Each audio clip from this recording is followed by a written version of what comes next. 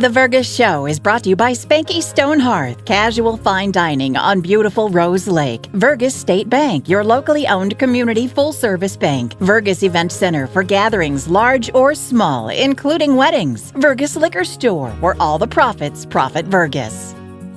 Make the right call. Call Hanson's, the most trusted name in plumbing and heating.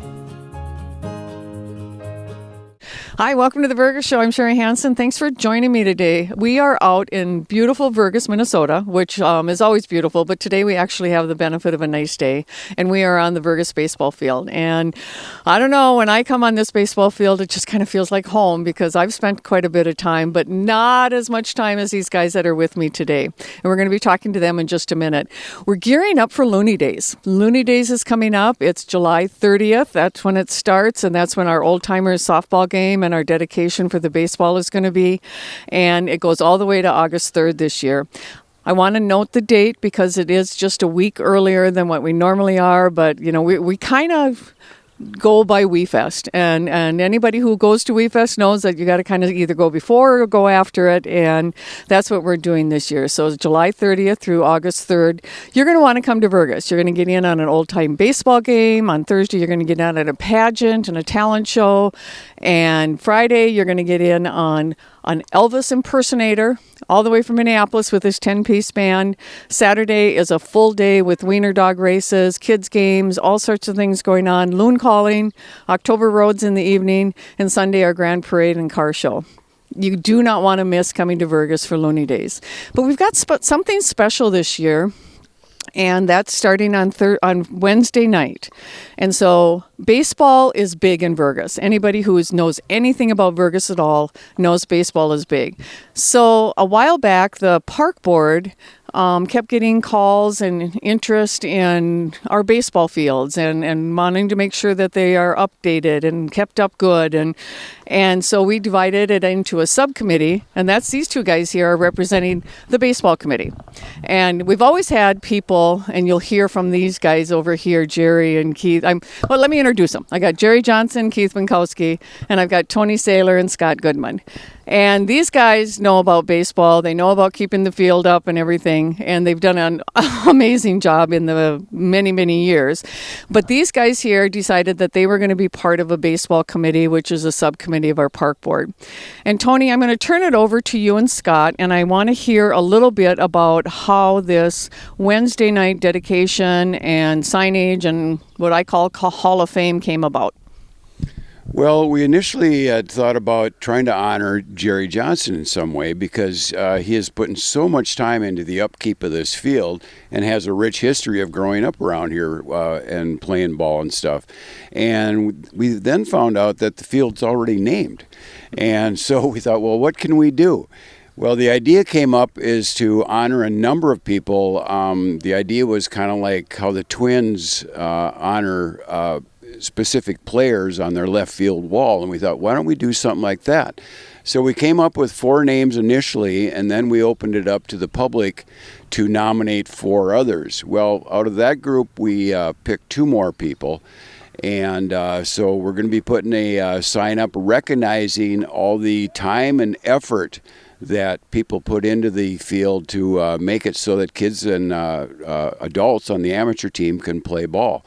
And so that's how the whole idea came about, and I think it's great that we're honoring and recognizing the efforts and time and commitment that these various people put into the Vergas ball field.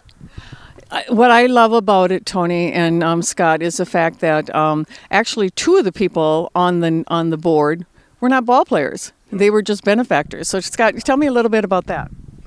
Yeah, that's guys that from far back, that basically donated the land and started with Ole Peterson and Fred Meyer. Fred was a big benefactor for how the field is right now, actually. He donated $50,000 back 20 years ago, I think, something like that. So it's a good thing. We had people on our board that have a wide variety of people on the board that help. So tell me, tell me about the 6 guys that are on the board. Who wants us to do that? Fred Meyer, Ole Peterson, Jerry Johnson, Keith Binkowski, Dale Glavy and Harvey Sonnenberg, they were longtime managers. Dale Glavy started with the Little League. I think everybody here almost played for him. So, Joe, what I remember with Dale Glavy, do you guys remember being stuffed in his old car and he's smoking a cigar and it's coming out the back and going to the different games? So do you remember being buckled in and seatbelts? oh yes, then he'd come from the post office job, throw out a big box of bags of balls and bats and say, "Go at it." So. And Tony, did you, okay, so I'm going to ask both of you guys, did you play on this field? Yeah, I played Little League and Babe Ruth here. That was back when the infield was basically clay. And that's where I became a good fielder because it was self-defense, basically. And so when I moved back here and noticed that the field had nice grass infield and new fencing and new dugouts and things, it was quite a wonder to see where it had been and where it had gone to. And we're going to talk to these guys about some of that. But Scott, how about you? Did you play on the fields here? Oh yes, ever since Little League, then started with amateur, high school. Harvey was my first amateur manager too, so it was like 25 years here. So I'm going to hit you guys up for one of your favorite memories from this field. all the dent games every year.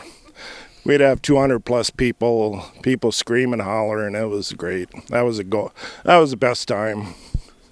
How about you, Tony? I remember as a little kid when my older brothers were playing for the Loons, and for a foul ball, you got a nickel. And it was a bloody fight to get that ball because back then a nickel was a lot of money. Right. And so those are my memories of doing that, and just being able to watch my brothers and people like Larry Mullins playing ball over here. It was just a good time. I'm going to date you because my son used to shake balls for a quarter. My. And so it changed on that. We are going to honor and have the sign put up. The sign's all ready to go, right, Scott? Yep, sign's ready to go. Just got to get up.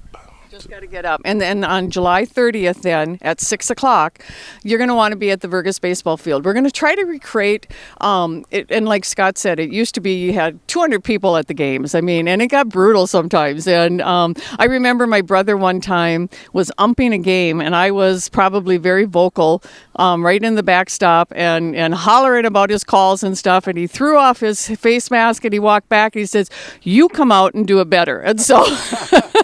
So I learned from that, but I don't think the game's going to get like that. But we're going to honor these guys. We're going to honor Jerry Johnson and Keith Binkowski, Ole Peterson, Fred Meyer, Harvey Sonnenberg, and Dale Glavy. Keith and Jerry are the only two living members of that, and we will have some of the family members there too on July 30th. So on July 30th, you're going to be able to come up. We're hoping to figure out how to have a keg of beer up here. Anybody remember keg parties up at the baseball game? Yeah, I can remember that. I thought you said you were a young kid. Well, I remember watching people. Of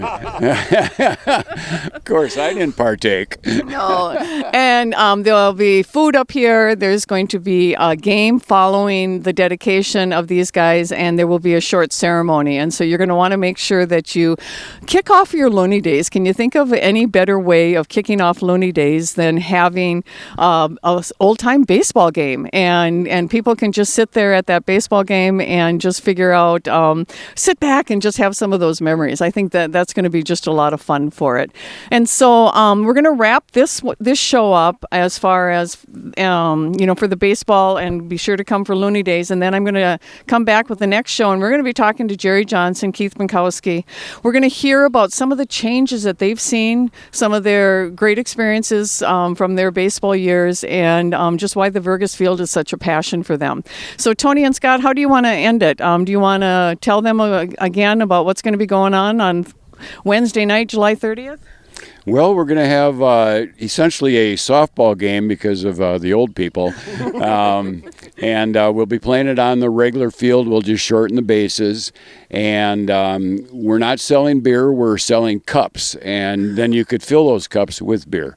And money's being donated to the Vergas baseball team or the Loons team. So come on out. It's going to be Come on out for that. And then if I can put a plug in, I mean, the Vergas Loons are still playing. Amateur baseball is still going on.